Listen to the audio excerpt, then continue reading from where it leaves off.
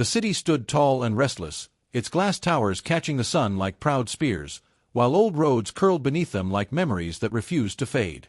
In the mornings, horns sang with impatience, and in the evenings, elders still sat by their gates, speaking softly about honor, names, and where a family truly belonged.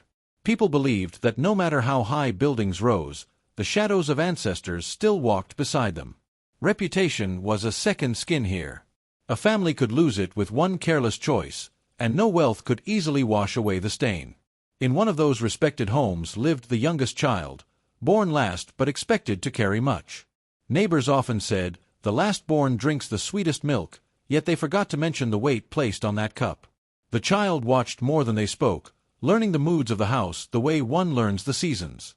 While others laughed loudly, this one listened. While others were praised openly, this one learned to sit quietly, carrying questions like stones in the pocket, felt, but hidden.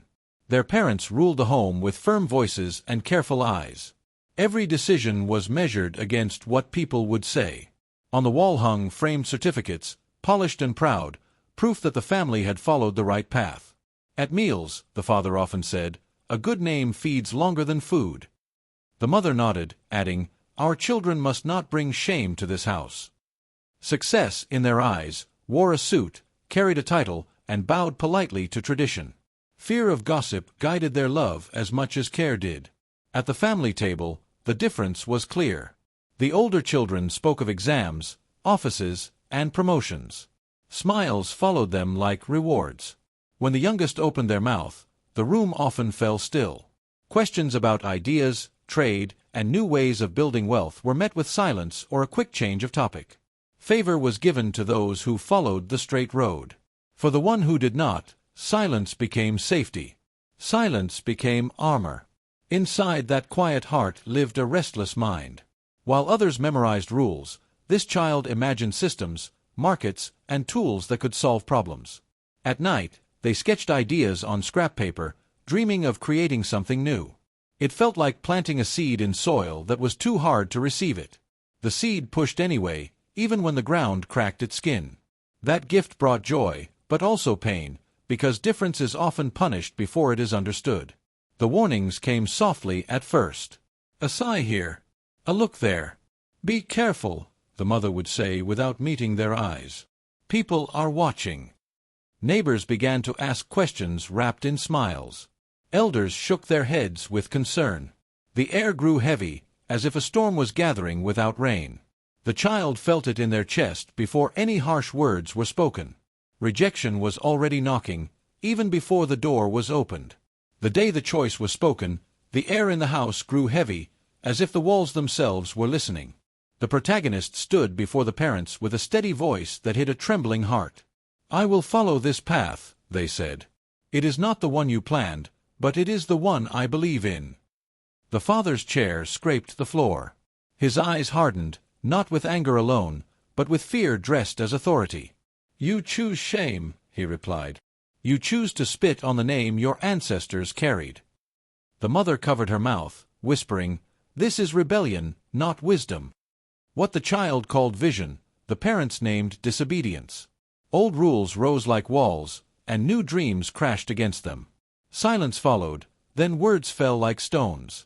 "If you walk this road," the father said, "do not return to this house." The mother added softly, "Love lives in obedience. Without it, you are on your own." The conditions were spoken like blessings, yet they cut like curses. Obedience was called love. Independence was called betrayal. The child felt the ground split beneath their feet. Support vanished without a blow. No money. No calls. No warmth at the table. The room where laughter once lived now felt cold. The same doorway that welcomed them as a child now watched them like a stranger. Blood ties were cut without a knife, and the wound bled in silence. Outside, the community was already talking. "Ungrateful," one neighbor said. "Foolish," another whispered. Elders shook their heads, judging before listening. The same mouths that praised the family now fed on rumor. The rejection at home found its echo in the streets. At dawn, the child packed a small bag. There was little to take, some clothes, a notebook, and courage folded tight. The mother stood at a distance, eyes wet but unmoving. The father did not come. The gate creaked open like a final warning. With each step away, the pull of the ancestors grew weaker, yet the heart beat stronger. Walking away felt like tearing roots from the earth. Down the road, the city breathed and waited. Pain walked beside the child, but so did determination. The seed had been pushed from the soil, yet it refused to die. Even cut from its roots, it carried memory, hunger, and a promise. Somewhere ahead, new ground waited, hard, uncertain, but ready to be broken. Night after night, the child slept under roofs that were never truly theirs. One evening it was a cousin's crowded room, another night a friend's floor, and sometimes a place offered by pity rather than love. The sky changed often, but none of those ceilings carried the blessings of ancestors. Each time the child lay down, they felt like a traveler without a homestead, like smoke with no fire to return to. In the silence of borrowed rooms, the heart asked, "Where do I belong now?" Hunger soon became a familiar companion. It tightened the stomach, but it also pressed harder on the chest. There were days when a single meal had to stretch like hope, thin but necessary. At night, the child spoke softly to themselves, "This hunger is not a curse. It is a test." Elders used to say that fate sharpens a person the way a stone sharpens a blade. Remembering this, the child endured, believing that an empty hand today did not mean an empty destiny tomorrow. What hurt more than hunger was the absence of voices that once guided life. No elder called them to sit and listen. No uncle offered counsel. No circle formed around them for protection. In the old ways, wisdom lived in community, but now the child walked alone. Decisions were made without advice, mistakes corrected without comfort. Each step felt heavier without the steady staff of elder guidance. Friends also began to fade, like shadows at sunset. Those who once laughed and shared dreams now found reasons to be busy. When the child asked for help, eyes looked away. One friend said gently, "You know how things are." In that moment, the child learned a bitter truth. Some loyalty is tied to comfort, not character. When fortune leaves, such loyalty follows it. Doors closed wherever the child knocked. Names that once opened paths now carried no weight. Without family backing or respected titles, promises turned into polite excuses. "We will call you," people said, but the calls never came. Society echoed the parents' judgment, teaching the child that worth was often measured by who stood behind you, not by who you were inside. In markets and buses, whispers followed like flies. "That is the one who defied their parents," voices said. "Such children never succeed." Shame wrapped itself around the child tighter than poverty ever could. Yet beneath that weight, something refused to break. Each insult hardened resolve. Each rejection carved patience. Though the world spoke failure over their name, the child kept walking, carrying a quiet vow in their heart. "I will survive this night, and one day, I will understand why it shaped me." Night became the child's closest companion. When the city finally slept, doubt woke up. Lying on thin mats or cold floors, anger and hope wrestled inside the same chest. Some nights, anger whispered, "They were wrong to abandon you." Other nights, hope answered, "There must be a reason you were sent this far." The child stared into darkness and asked questions meant only for fate. Was I born to fail? Did I misunderstand my own path? No answer came, only the sound of breathing and a heart refusing to stop. As days grew harder, another voice appeared, the voice of temptation. It spoke gently, almost kindly. "Go back home. Bow your head. Say you were wrong." The child imagined standing at the gate, asking for forgiveness, eating from a full pot again. Pride argued with hunger. Survival fought with dignity. The old saying returned like a drumbeat: "A bent head may pass through a low door, but it forgets how to stand tall." The child stood at a crossroads where no elder waited, only choice. One morning, after a long night of tears, the decision settled like calm water. Returning would bring comfort, but it would also bury the dream. Moving forward promised pain, but it kept the spirit alive. "I will walk," the child said aloud, voice shaking but firm, "even if the road burns my feet." That quiet choice became the first victory, unseen, uncelebrated, but powerful. Not long after, fate wore the face of an ordinary meeting. On a dusty street where traders argued and buses coughed smoke, the child crossed paths with an older man who watched people more than places. He noticed the notebook under the child's arm and asked, "Why do you carry ideas heavier than food?" Surprised, the child answered honestly. The man nodded slowly. "Then your ancestors have not abandoned you. They speak through paths like this." They met again and again. The man never promised riches or shortcuts. He spoke in lessons wrapped in stories. "Seeds do not rush the rain," he said once. "They break the ground quietly." His words felt old, like wisdom carried across generations. The child listened, feeling something stir inside, a sense that this meeting was guided, not random. Advice came like seeds scattered on dry land. Some days, doubt returned, asking if the soil was too hard. But the mentor reminded, endurance feeds roots before it feeds leaves. There were no guarantees, only direction. No gifts, only guidance. Yet each word stayed, waiting for the right moment to grow. With empty hands and full faith, the child began. Small ideas turned into small actions. A borrowed phone. Long walks to speak to strangers. Nights spent learning instead of sleeping. Failure visited often, laughing loudly, but the child learned its language. "You will not break me," they whispered after each fall. There was no family support, no safety net, only resolve shaped by hunger and hope. Slowly, something began to take form. Not success yet, but structure. Not wealth, but purpose. Like roots spreading unseen beneath dry soil, growth started quietly. The world did not notice. The family did not know. But destiny had begun its work, patient and silent, preparing the ground for a harvest no one expected. Failure arrived early, wearing the face of hope that did not last. The first small venture fell apart before it could stand. Customers promised and disappeared. Partners smiled and withdrew. At night, the child sat alone, counting mistakes like beads on a broken string. Anger tried to rise again, but something else spoke louder. "Every scar is a lesson," the elders used to say. Failure did not beat the child, it bent the spirit and shaped it. "Teach me what I missed," the child whispered to the dark. And failure answered by showing patience, caution, and the cost of rushing ahead. Soon, dreams began to speak when people stayed silent. In sleep, the child saw a narrow path cutting through tall grass. Others laughed and walked the wide road, but the narrow one led toward a rising sun. An old voice echoed, calm and firm. "Do not fear the lonely road. It sharpens the feet." Waking up, the child felt guided, not confused.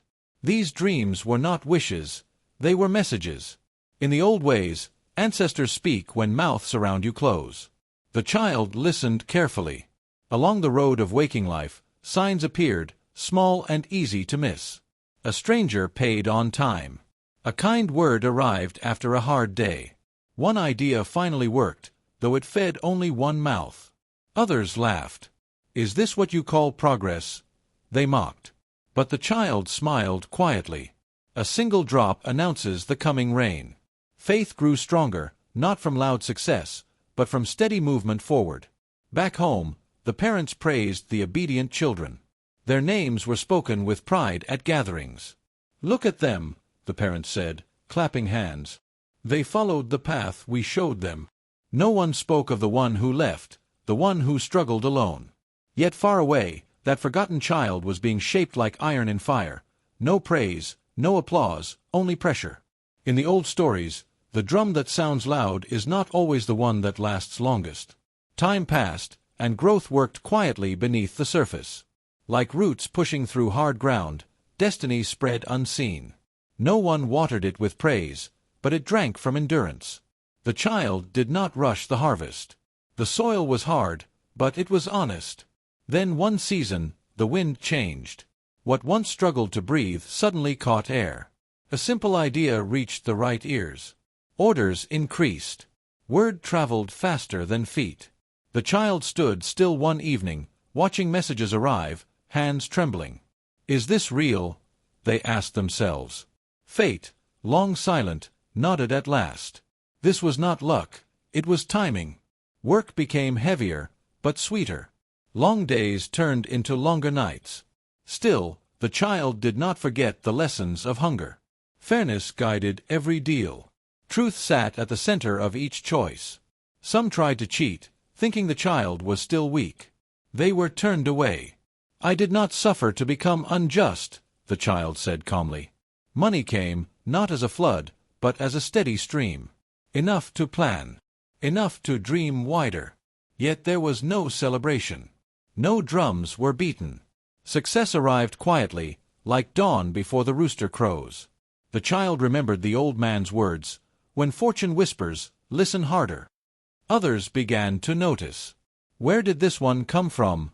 they asked. The same mouths that once mocked now spoke with curiosity. But the child did not answer with pride. Silence had been a teacher too. At night, the dreams returned, softer now. The narrow path was still there, but flowers had begun to grow along its sides. The voice returned once more. "You are walking well. Do not look back with anger." The child woke with tears, not of pain, but of release. Far away, at home, the praised children still sat near comfort. They were safe, but unchanged. The forgotten one had become something else, sharpened, steady, awake. In African tales, the river that cuts stone does not shout. It flows.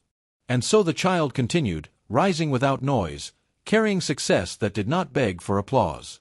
The journey was far from over, but the ground beneath the feet no longer trembled. Destiny had taken root, and it was growing strong enough to one day be seen. The child who once walked under borrowed roofs now sent ideas across borders. Orders came from cities the family had never imagined. People spoke in languages the child had never studied, yet all understood the value of what was made. Partnerships formed with strangers who measured skill, not name. Contracts were signed, deals struck, and praise arrived from faraway lands, while the streets of home whispered as if nothing had changed. The family, still wrapped in their pride, remained blind to the rising star in their own bloodline. Coins and contracts flowed, but they could not fill the hollow left by abandonment. Each payment reminded the child of the meals not shared, the voices that went silent, the hands that never held theirs in encouragement. "I have all they told me I needed," the child murmured one night, "but none of it heals what was taken without a fight." Wealth proved powerful, yet the wound remained. Success could not rewrite memory. In public, the child's smile shone, wide and convincing. Cameras flashed, partners nodded, neighbors whispered admiration. But behind closed doors, quiet reigned. Nights were spent staring at empty spaces where family should have been, listening to the echo of lost conversations. Loneliness was no longer a lack of food or roof, it was the absence of belonging, the subtle ache that even money could not erase. Meanwhile, home remained unchanged. The parents still told their story at gatherings, warning others of disobedient children.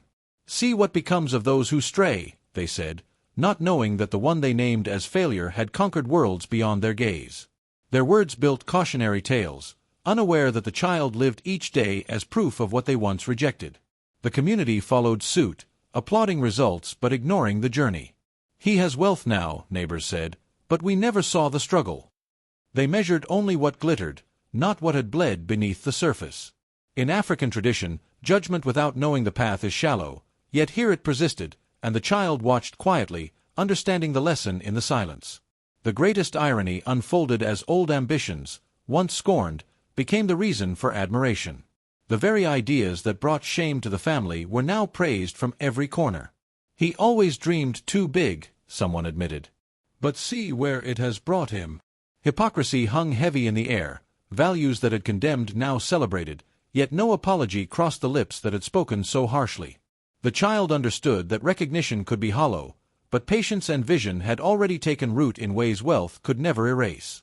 The wind carried whispers of a coming revelation, rustling leaves and stirring the city streets. Even the oldest baobab seemed to shiver with anticipation. Destiny had gathered witnesses, traders in busy markets, elders in shaded courtyards, and neighbors leaning from balconies. Somewhere beyond the city, voices far and near would soon hear what words at home had long refused to speak. The child who had walked alone, endured hunger, and carried dreams heavier than their shoulders now approached the moment when fate would speak louder than the scolding of parents or the judgment of villagers. Then, one morning, the drumbeat began. Not the hollow sound of ceremony, but the pulse of news carried across villages, towns, and cities. Televisions flickered, radios hummed, and fingers scrolled screens, all repeating the same story. From nothing they rose, the narrator said. From exile, a fortune of 50 million. Like the ancestral drum, the news traveled, shaking the air with truth that could no longer be contained. Markets paused. Commuters stopped mid-step. Even the rivers seemed to hum with attention. Every household, near and far, could hear it now. The name that had once been whispered with ridicule and pity now rang across headlines, bright against screens, shouted from rooftops by eager commentators. "Do you see this?" people asked in disbelief. It is the one they mocked, the one they cut off, now standing taller than any of us imagined. In markets and offices, in buses and cafes, the same mouths that once laughed quietly now repeated it with awe. The child who walked away is no longer a story of failure. They are a story of power. 50 million reasons silenced the crowd.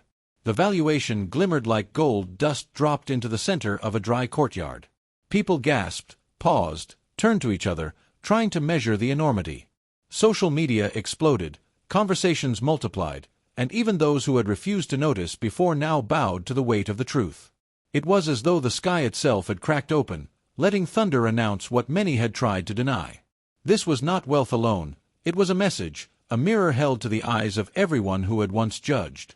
Yet amidst the applause, the child's heart remembered every empty room, every cold mat, every whisper of shame. Strangers praised, shook hands, and offered congratulations, but the pain that had been carried in silence refused to vanish. Success roared, healing whispered. The scars of rejection were invisible to the crowd, but they sat heavily in quiet moments. The child smiled for cameras, nodded for photographs, and yet inside, the wound still throbbed with memory. Back in the family home, the parents froze. The father's hands fell from the cup he had been holding, the mother's breath caught in her throat. On the screen, the name appeared in bold, alongside photographs and figures that could no longer be denied. Silence wrapped the room like a sudden storm. Pride, once steady and unyielding, quivered. Shock gave way to disbelief, and disbelief edged toward recognition. "It cannot be," the mother whispered, voice trembling. The father stared, eyes wide, as if trying to find a fault in the numbers, a mistake in the reporting. But destiny had no errors. The child they had cast aside was now standing before the eyes of the world, and the drumbeat of truth had arrived for all to witness. The father sank into the armchair, eyes fixed on the screen, mouth open as if trying to catch the words before they floated away. Is this ours?" he whispered, voice trembling between disbelief and awe. The mother clutched her necklace, her fingers tightening as if holding on to faith itself. "I cannot. I never imagined," she stammered, each word smaller than the pride that had once guided her. In one breath, the shame they had carried toward the child dissolved into wonder, and yet the wonder was tangled with the weight of regret. How could they have condemned what now shone brighter than anything they had honored before? Outside their home, the city hummed with a sudden change of tone. Neighbors who once whispered derision now lifted voices in praise. "Do you see?" one said. "The one they said would never rise. Look at them now." Children pointed to screens in markets, elders nodded sagely under the shade of mango trees, and even strangers passing through the streets murmured, "Success speaks louder than gossip." Loyalty, it seemed, belonged to achievement, not truth. Songs of mockery had turned to songs of celebration, and the community danced with the irony of it all. Honor returned to the family, flowing like river water that had been blocked for too long. Friends and distant relatives offered nods, invitations, and praise, as if nothing had ever been broken. No apologies were given, no acknowledgments of past cruelty, but respect returned anyway. The family's social standing rose, carried on the backs of the child's unseen labor and quiet endurance. In African tales, this is a familiar rhythm. The world honors results, not the struggle that carved them. The irony of communal behavior weighed heavily in the silent corners of the household. Behind closed doors, pride and guilt wrestled openly. The father paced, hands clenched, muttering under his breath, How could we not see?" The mother sat by the window, staring at the evening sky, cheeks wet with tears she refused to let fall in public. Shame pricked at them both, yet pride clung stubbornly, refusing to let them kneel. Fear of losing face battled the knowledge of lost years, and for the first time, their hearts understood the depth of the child's suffering. As elders and neighbors whispered, the parents' attention turned to the unseen judgment of their own peers. "What will they say?" the father asked. "Will they blame us for letting this happen?" Each imagined question hung like smoke, curling through the room. Reputation became a second battlefield, one fought not with swords, but with memory and the silent gaze of a society that knew every story. Their past choices threatened exposure, and even as admiration grew for the child, a shadow of apprehension settled over the household. Then the calls began. Phones rang, notifications buzzed with messages full of sudden concern. "Are you well?" We were wrong," the father typed, hesitating before sending. "We are proud of you, my child," came the mother's message, carefully worded, fragile as a new leaf. Affection arrived, but it carried the weight of timing. Validation had unlocked their love, and the child read each word with a mixture of sorrow and resolve. The heart can forgive, but it remembers. And in this moment, the child understood. Love awakened by success is not the same as love that never slept, yet it was theirs to accept, or to keep carefully at a distance. The gold and silver of the world had arrived at last, but in its shine, the child saw more than coins and contracts. Wealth glimmered like a mirror, reflecting faces once kind, now calculating. Friends who had offered empty smiles before now bowed, whispered, and flattered. Even neighbors who once shook their heads in judgment now applauded, bringing gifts and congratulations. "Is it them you loved, or the fortune they now hold?"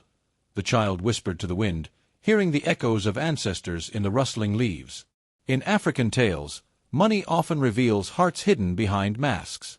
The phone in the child's hand vibrated with another message. It was from the mother. "We are so proud of you. Come home, child." The father's text followed soon after. "I was wrong. I see now what I could not before. Please forgive me." The child's eyes hardened and softened at once. Once, they had begged for a morsel of approval, a glance of affection. Now, power rested in their hands, and the choice, mercy, rebuke, or distance, was theirs alone. Silence stretched in the room like a drumbeat, waiting for a step forward.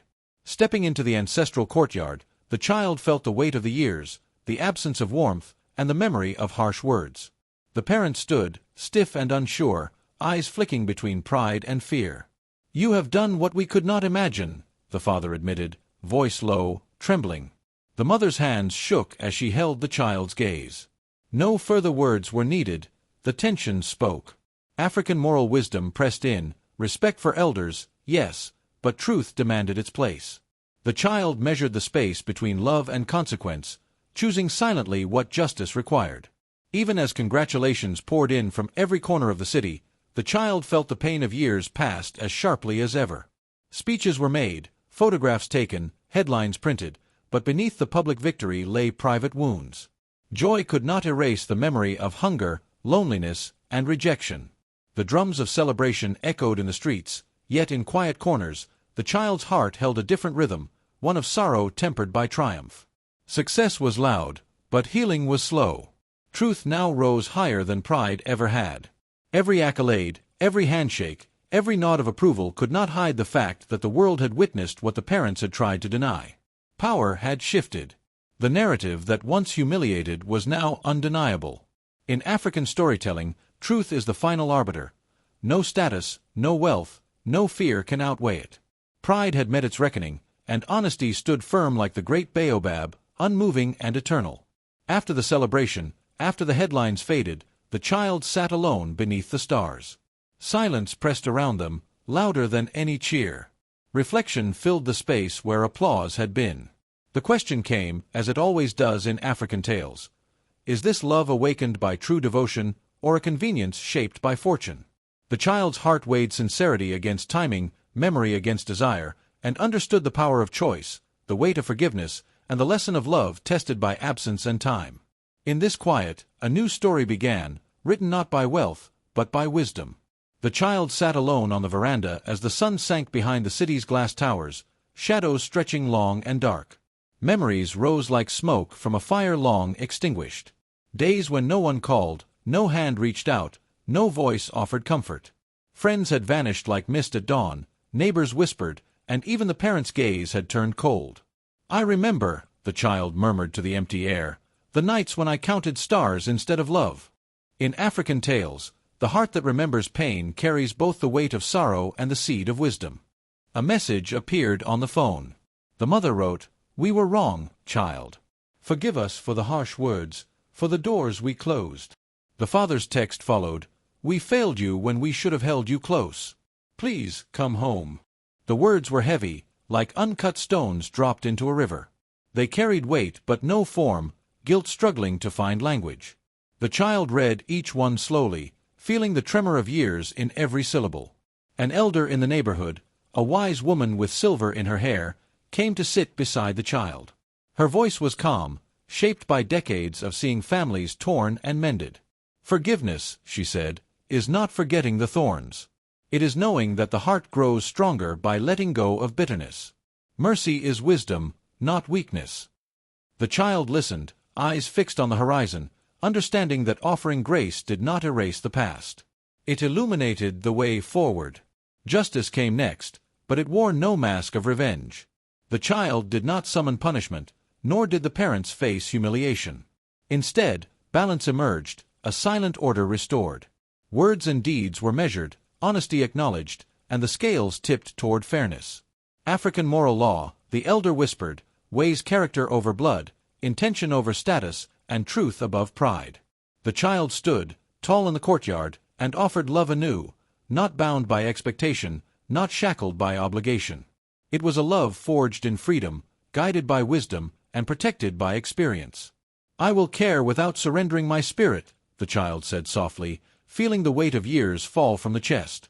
Boundaries replaced dependency, and the heart expanded without fear. Respect, too, was given, but differently. No longer a surrender to fear or authority, it was recognition of human frailty and shared ancestry. The parents bowed, not in triumph, but in acknowledgement. The child's power lay not in revenge, not in triumph over them, but in the quiet strength of a healed soul. In African storytelling, the greatest power is the one who has endured, learned, and chosen wisely. The family circle, once fractured, found a new rhythm, guided by truth, love, and measured respect. The child, now grown, walked among those who had stood by through hardship, friends forged in shared struggle rather than convenience. "This," the child said softly, "is the family I choose. Not because of blood, but because of loyalty, courage, and love that does not demand payment." Hands were joined, circles formed, and the new household was built with intention. Every embrace and promise became a stone in the foundation, stronger than any walls of inheritance. The child had redefined family, proving that bonds of heart outweigh bonds of blood. The community, once loud with judgment, now whispered with reflection. Eyes that had mocked the child's exile now lowered in quiet shame. Mothers shook their heads, elders murmured to one another. "We were quick to condemn," one said, "but slow to see what mattered." In the marketplaces and along the streets, the lesson spread. True worth is measured not by wealth or obedience, but by character, resilience, and the courage to walk one's own path. The parents stood together, the weight of their choices pressing heavily on shoulders once proud. No one shouted, no punishment was needed, the quiet acknowledgement of error was enough. "We see now," the mother admitted, "the cost of pride, the value of patience, the power of love we withheld." Their accountability, unspoken yet felt by all, completed the arc of redemption without a word of cruelty. The child turned to the horizon, where the sun glimmered like a crown over the city. "True wealth," the child spoke, voice carrying across the open courtyard, "is not silver or gold, nor the applause of strangers. True wealth is revealed before money ever arrives, when integrity, courage, and compassion guide your steps." Eyes widened, heart stirred, and a hush fell over those who heard the words, as the moral settled like gentle rain. At last, ancestral values, once feared as chains, were reborn for a modern world. Respect, honor, and wisdom blended with innovation, independence, and self-made identity. The elders nodded, approving silently. The child, now a leader in both character and action, smiled. Harmony had returned, not a return to old ways, nor a rejection of them, but a fusion that honored the past while embracing the future. The story closed with hope, its lesson etched into the hearts of all who had witnessed it.